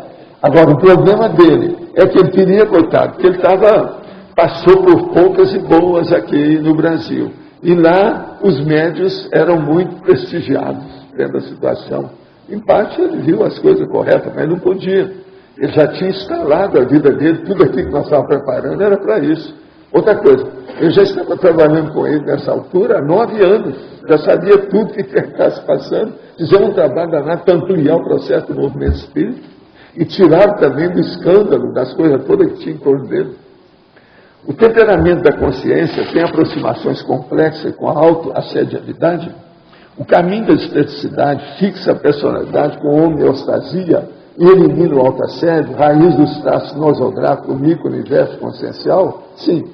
Tudo isso que você está falando, você está entendendo bem, é por aí. Vamos caminhar por aí. Agora, o temperamento, vamos fazer força para mudar. É o jeito. Agora, tem que acabar com a autoassedialidade, com a autocorrupção, com a falta de autocrítica e procurar fazer o código pessoal de todas as moedas. Qual a melhor atitude frente àquele parente intransigente e incompreensível? Falar a verdade, aborrecer, dificultando o relacionamento, ou mentir para não aborrecer, facilitando o convívio? Olha, aí depende de quem é quem e qual o valor daquilo. Quais são os dependentes? Isso aí repercute em quem? Tem mais gente na família? Tem que ver isso. Você tem que ver o seguinte, vale a pena falar para fazer a assistência ou não? Olha bem, é isso. O mais importante aí é o seguinte, não interessa se você vai cometer um ato antipático. Às vezes nós temos que cometer um ato antipático, que é o único jeito de salvar. É igualzinho um médico que dá um remédio amargo para o doente. É muito antipático. Ou aquele cirurgião que faz a cirurgia no cara e tira um pedaço dele. É muito antipático. Mas veja, às vezes é a salvação da lavoura. Não tem outro jeito. Vamos pensar nisso. É a saída. Pense no caso. Valdo, sim. Aqui no ar. Valdo, você concorda que a priorismose grupal ela pode explicar o momento atual que o Brasil está vivendo em função dos inúmeros escândalos de corrupção e a sociedade praticamente não fazer nada e ficar nessa ausência de crítica? A mídia coloca os escândalos no jornal. O problema pior quando acontece. Isso seria uma priorismose grupal? É a banalidade do mal.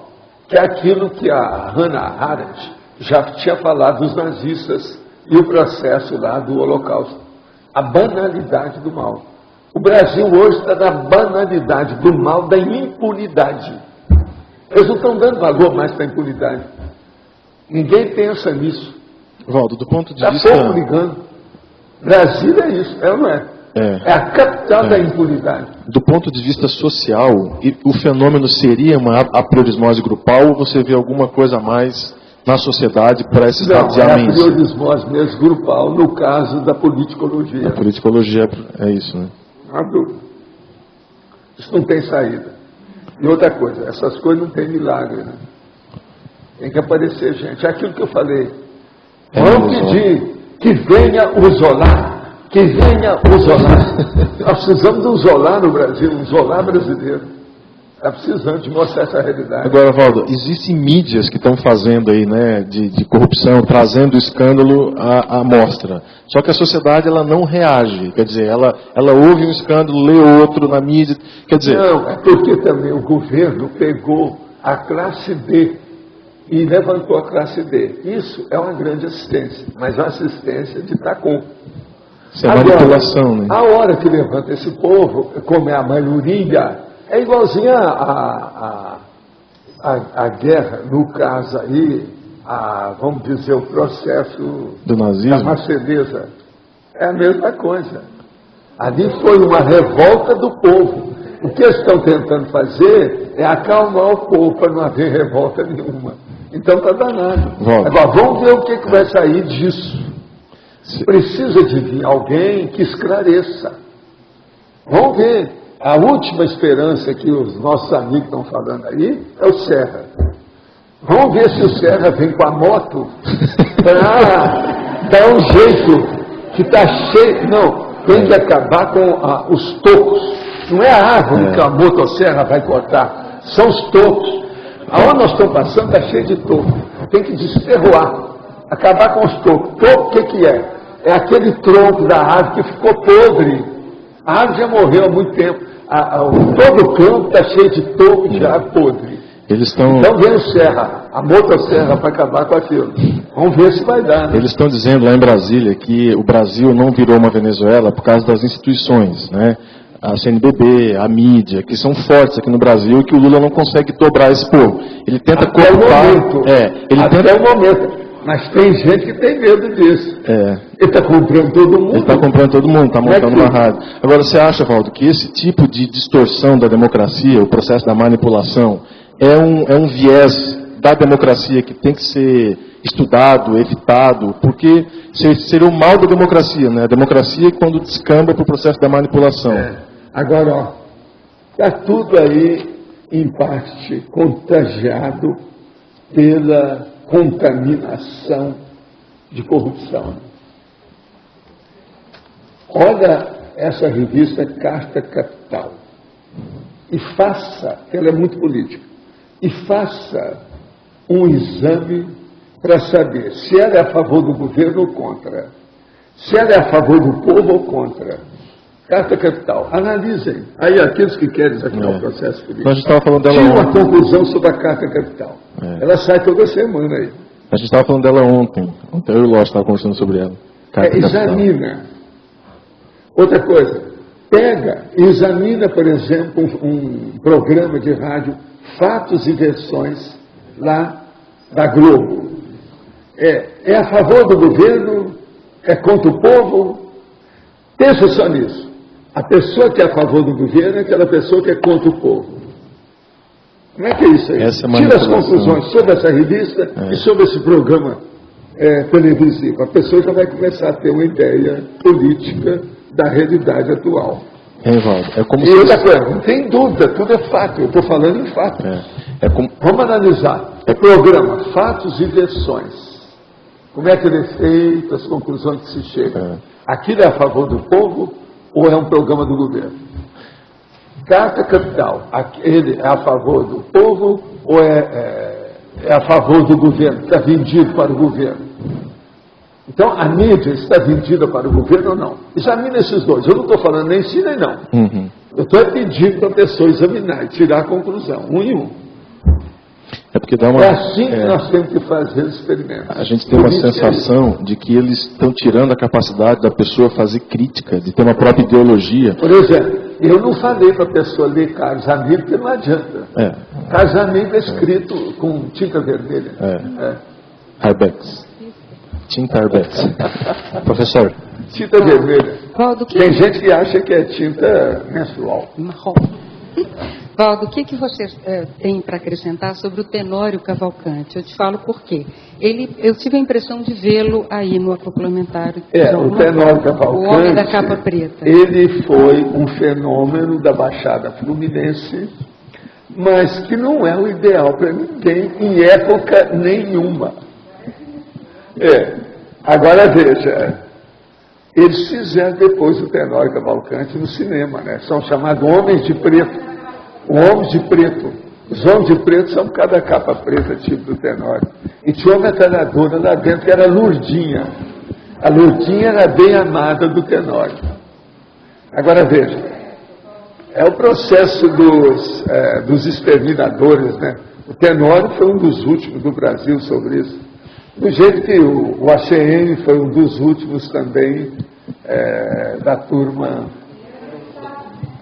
Ele é deputado igual a ACM, né? O ACM foi um dos últimos de quê? Como é que é o nome? Coronel. Agora, ele foi um dos últimos militares residuais, resíduos de certos locais. Você sabe que uma vez eu vi o Tenório, assim, pessoalmente. Agora, o ambiente dele era totalmente, assim, exorbitante. Você notava a energia como se eu estivesse preparado para atacar qualquer coisa. Tem que derrubar o quê? Soltar uma bomba atômica, é comigo. O ambiente dele era esse. Ele era impressionante, bom. Uma associação dele com Madame Satã. Pois é, mas olha... Não é o mesmo estilo? Parece que é do mesmo jeito. Madame Satã eu não conheci lá na Lapa. Eu não conhecia. Só vi as histórias dele, a história. Quando eu estava pesquisando os processos das prostitutas, muita gente me falou de Madame Satã, né? Aí eu não conheci. Agora... Esse aí, o Tenório, eu vi assim, mais ou menos. Só queria ver para ver a psicosfera. Não ganhei nada. Não ganhei nada com isso. Era difícil. Professor. Agora, eu cheguei a ver artistas, cantores, do mesmo jeito do Tenório. No Brasil. A gente não fala, né? Deixa pra lá. Aqui não. As amargas não. Né? Pode ser o Luiz. Quem é que vai falar? Eu estou na fila aqui, mas se o Luiz quiser falar, pode dizer. Vocês depois se decidirem. Não, pode falar. Então, obrigado. O senhor comenta ali na página 67, né? o ciclo grupal, agrupamento, diáspora. Né? O aprismose grupal, ela entra na diáspora, nesse caso? Não, a diáspora é quando o povo precisa, um agrupamento, por exemplo, isso é físico, e aí é feita a diáspora depois. Então, suponha que tem essa para-diáspora. Você combinou com um monte de gente. Um vai nascer agora, o outro nasce daqui 5 anos, o outro daqui a 10, o outro daqui a 15. Um vai nascer nesse estado, o outro naquele país, o outro naquele lugar. Mais tarde, todo mundo vai se encontrar. Isso é que é a diáspora. Agora, essa diáspora de ressoma, ela é muito mais comum do que a gente pensa. E muitas mates proex são baseadas nessa diáspora. Agora, o contexto da aprismose grupal com esse ciclo grupal, agrupamento, diáspora, ela entraria, a minha visão assim, foi que ela entraria na diáspora em si, ela faria diáspora, aprismose ou não? Ela provocaria diáspora ou não? Às vezes sim, né? Quando as coisas crescem muito, nem sempre o grupo permanece coeso, porque começa a dar as preferências de cada pessoa, né? Então tem que respeitar a média. Hoje, nós na CCCI, poderíamos entrar numa aprismose grupal, em alguns casos, mesmo com o nosso contexto... Grupal acima residual, eu penso que sim, né? Isso é normal, né? Por exemplo, tem aqueles caras que apareceram lá no Instituto há muitos anos e começaram a fazer um grupo. Eu falei com eles, vocês estão mal assistindo com esse negócio de vocês estão saindo da assistência. Eles fizeram um grupo, mas só ajudava eles mesmos, mais nada fora. Agora, com o passar do tempo, o que acontece? Começaram a conviver muito, começaram a trair os outros com as mulheres deles. Todo mundo debandou, deu tudo para trás. Ninguém ficou junto, tudo deu para trás, eles ficaram até com vergonha de aparecer. Dessas pessoas, tinha mais ou menos umas 6 que eu nunca mais vi. Isso é diáspora. Devido o quê? Bobagem do passado. Se embananaram todo. E eu tinha avisado para eles, vocês olham muito vocês mesmos, isso não vai dar na cabeça. Agora, depois do processo do convívio, eles fizeram igual triolismo, promiscuidade, aquele negócio todo. Uns começaram a trair os outros, as mulheres, desfez tudo quando foi casal, o negócio todo foi para trás. Isso tudo eu vi. E gente que já conhecia muita coisa da conscienciologia. Esse povo sumiu. Eu nunca mais vi. Porque como o grupo tem um histórico kármico bastante grande, né? Poderia acontecer esse contexto de aprismose muitas vezes. Olha, com a consciência eu não ponho a mão na cumbuca, né? Tudo é possível. Nós somos muito complexos. Meu companheiro está envolvido em um novo projeto profissional que mudará substancialmente a sua vida. No entanto, me relatou de forma irritada que está sentindo uma grande interferência de energias negativas, relata estar sentindo um certo desânimo, medo, apatia, o que vem lhe causando preocupação, uma vez que num novo projeto lhe demandará grande gasto e desgaste, inclusive energético. Será isso a autoprodução? Como posso ajudá-lo? A melhor coisa é o seguinte, põe energia nisso, exteriorize energia e vou pensar positivo para ajudá-lo. Se o projeto é bom, ele vai conseguir. Vamos pensar positivo. Gostaria do senhor comentar se essa orientação do Buda a seus seguidores. Ela é muito parecida com o princípio da descrença. A orientação é essa. Não acredite em algo simplesmente porque ouviu. Não acredite em algo simplesmente porque todos falam a respeito. Não acredite em algo simplesmente porque está escrito em seus livros religiosos. Não acredite em algo só porque seus professores e mestres dizem que é verdade. Não acredite em tradições só porque foram passadas de geração em geração.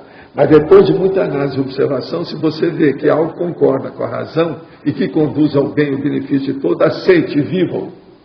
Sim, isso é o princípio da descrença. Só que tem que ter uma coisa. Se o povo do princípio das descrenças seguisse as coisas do Buda, eles não teriam feito religião, nem seita. Já teria acabado com essa besteirada e seria mais universalista.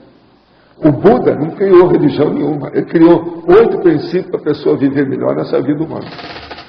Então isso tudo tem muita bobagem. Não compara isso não. O princípio da descrença é mais em cima, mas é lógico. Tem uma essência aí dentro, não há dúvida. Só que tem que não estar claro. O Buda faltou. Siga a descrenciologia, esqueça a minha pessoa. Em parte, ele até que falou isso indiretamente, mas não frisou, né? É o que o Christian Russo também devia ter falado, né? É do jeito que eu falo aqui para vocês. Esqueça a minha pessoa. Pense no princípio da descrença. Estude a conscienciologia. Olhe o seu egão. Esse aqui é o caminho. Certamente não é mais prioridade reviver algumas experiências de materialização do passado.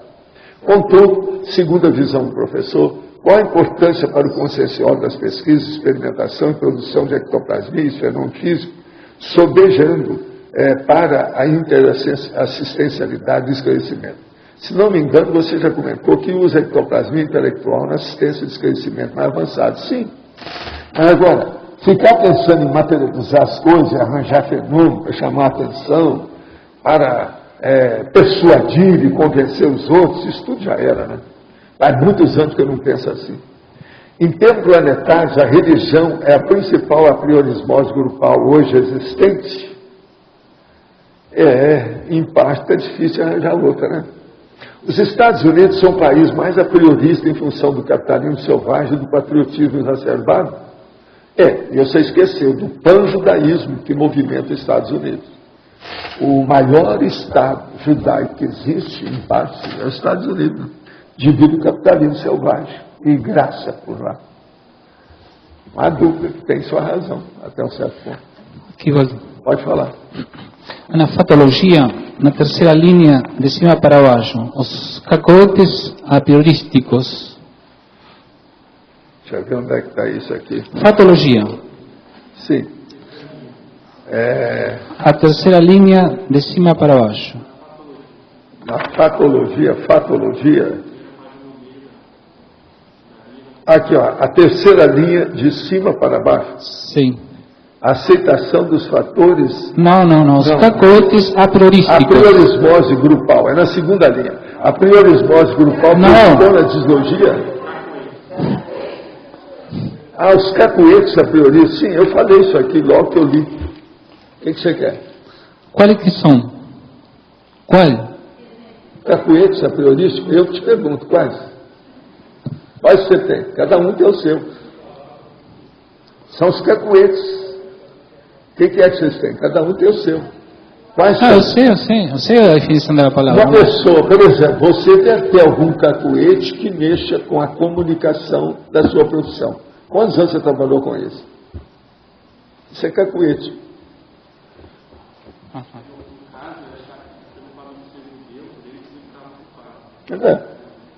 Os cacoetes apriorísticos.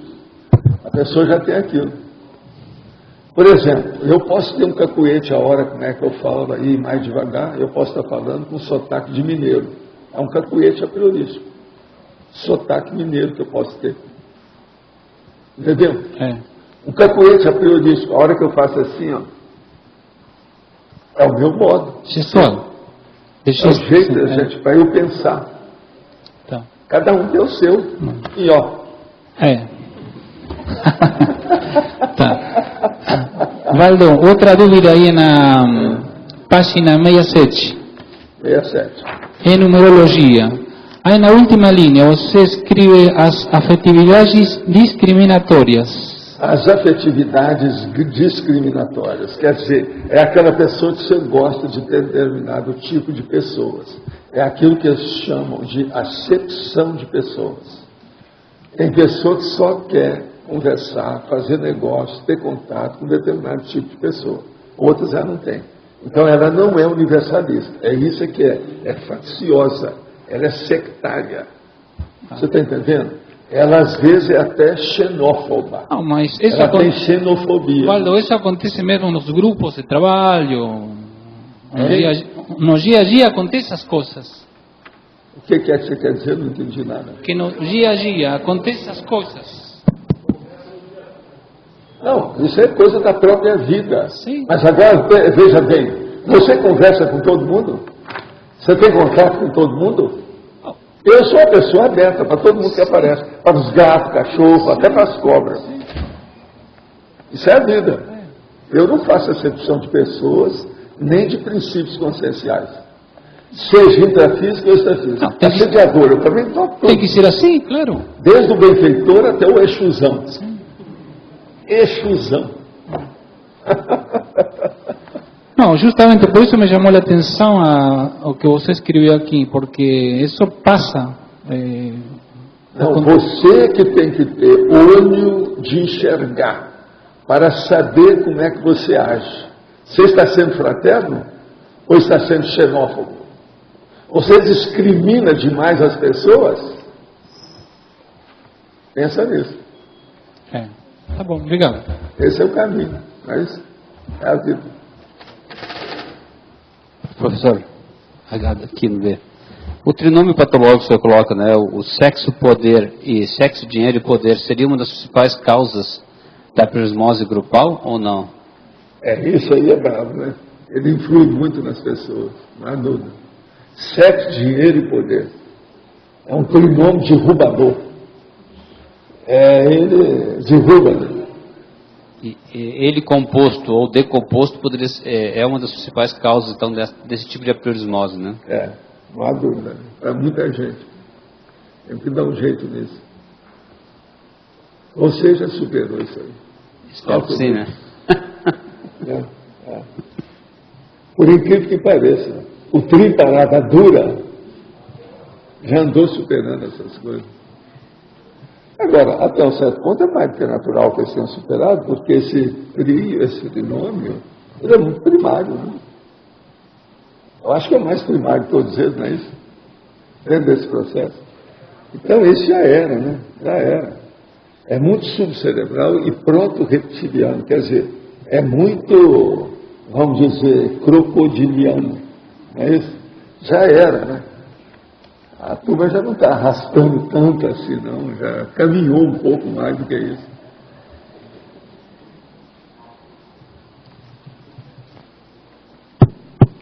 Tem uma passagem interessante no livro, logo que o Dreyfus é condenado, que o irmão dele fica tentando arrumar formas de soltá-lo, de arrumar apoio.